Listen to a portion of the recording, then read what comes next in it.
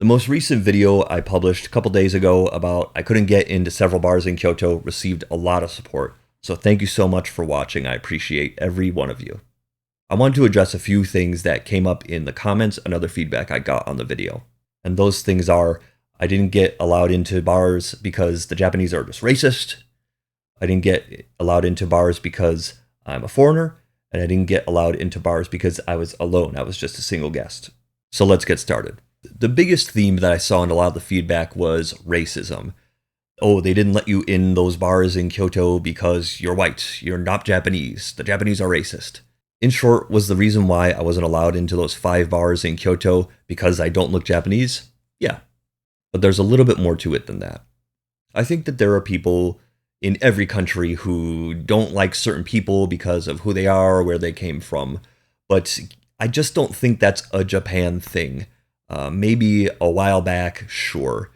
In my interactions with Japanese people, they've been curious about me and they haven't, treated me weird, or at least not because of my ethnicity.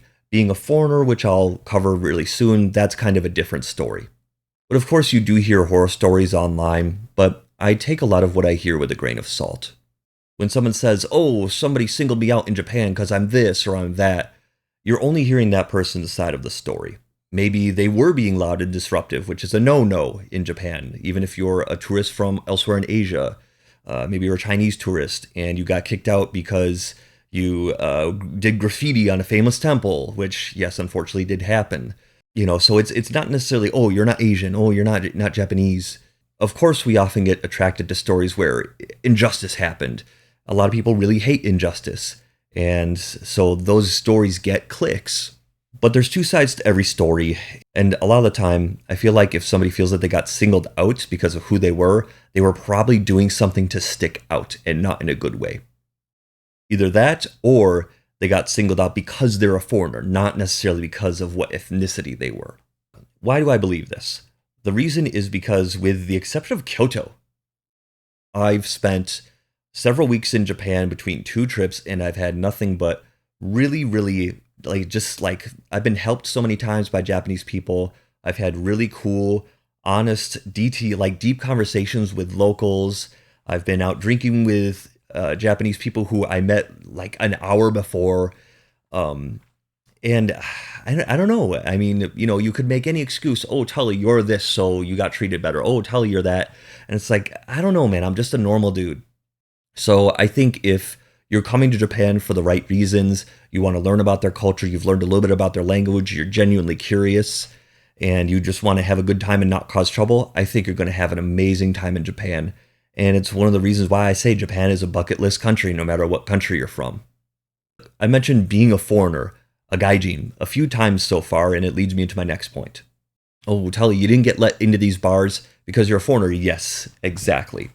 And I think that's exactly what went on. I don't think it was because I'm this or that ethnicity. Because this is one of the things I see people get wrong about Japanese culture a lot, is they come to Japan, they move to Japan, they start working in Japan, or they're a tourist in Japan, and they expect to get treated just like everybody else. Because that is one of the values in American culture. No matter who you are, no matter how poor or this or that you are in American culture, if you work hard, you're going to get respected. Everyone kind of gets respected as a human being, and it's up to you what you do with that. If you treat people nicely, you're going to get treated nicely. If you treat people badly, you're going to get treated badly. But I have this saying, anyone can become an American. No one can become Japanese. So what do I mean? I mean that if you aren't very visibly Japanese, you will always be treated as an outsider by the Japanese. Even if you're married with kids there, even if you've been living there 20 years, no matter how good the Japanese you speak, no matter if you're standing next to your Japanese spouse with your obviously half Japanese kids, no matter how long you've been living there, even if you're a Japanese citizen, the Japanese will only ever treat you nicely, but you will never be treated as one of their own. It's just a fundamental difference in their culture from the US and a lot of Europe. And I like to bring that up because that is something that does surprise a lot of people. Because Japan, compared to where I grew up in the US, is by far the most different country I've been to. Italy was very different, but it's like you're still in Europe. Everyone kind of speaks English. Like all the signs are in English, and like you recognize Italian food, obviously. But Japan, my first time there, I stepped off that airplane. I'm like, I am on another planet. It was a very interesting experience. And along with that, with this beautiful scenery that's so different, with all this beautiful food that's so different from what you get at home. Yeah, the culture is so different from what you get at home. And, you might say, oh, the Japanese have to learn how to, treat people right. And it's like, yes, that would be nice. But Japan is their own country with their own culture and their own values, and they really don't have to do what you say. You are a guest there, and you will always be treated very well, but you will be often reminded that you're a guest there. And that may sound really negative. Tell you, oh my God, you're telling me to go to this country, Japan, where you're going to get treated like an outsider. And it's like, how can you make that recommendation? It's because Japan is cool. And with this video, I was hesitating to even make this video because I think by even giving this like negative, foreigner racist thing perception, that I'm going to make a mountain out of a molehill and make Japan seem way worse than it is. Because believe you me, Japan is cool. It's so cool that I've been twice. I went twice in 2 years. All the stars aligned and everything lined up. And I'm like, it was so cool the first time. I went back a second time and I'm really glad I did. And the last point I wanted to talk about was me just being a single guest. I got this piece of feedback from a coworker actually, and I thought it was really interesting because I hadn't considered it before. And it does fit with the evidence. I had talked with a foreigner couple, 2 people, and they had gotten served. And then in the last place that I tried to get into, 2 people, foreigners, went in and got served. And I was just me, myself, and I. So maybe that had something to do with it. Because think about it. If, let's say, a restaurant has to serve 6 people, it's a lot more efficient for the restaurant to serve one group of 6 people than it is to serve 6 individual people. Because for each of those individual guests, you're going to need to take their order, to bring them their food, check on them, ask them how everything is, and then cash them out.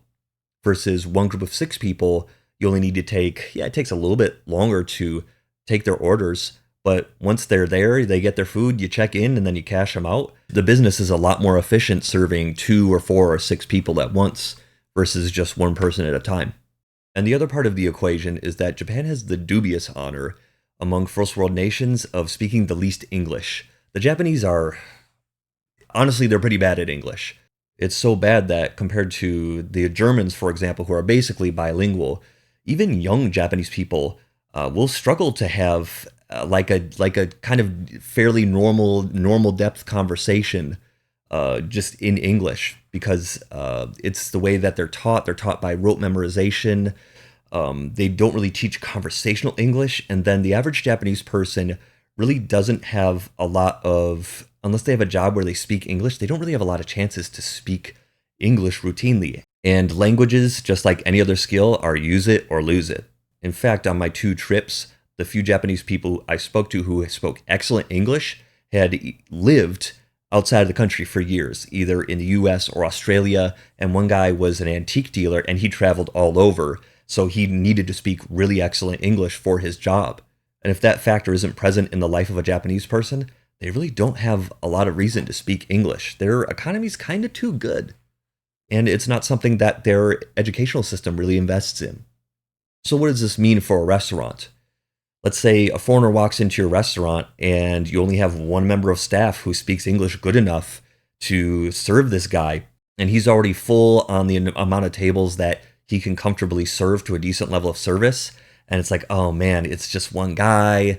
I don't know if he speaks any Japanese at all, because you can't tell that I speak any Japanese at all just looking at me. It's just like, if we let this guy in, he's a tourist, he might be demanding, he might have really high standards. If we let him in, we're not going to be able to take care of him that well. You know what? Let's just cut our losses. Let's not let him in. And I think that's another part of what happened.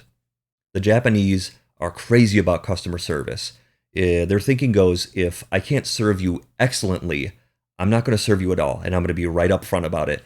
Like, sorry, I'm not going to start this customer business relationship because I'm not confident that I can make that relationship excellent for you.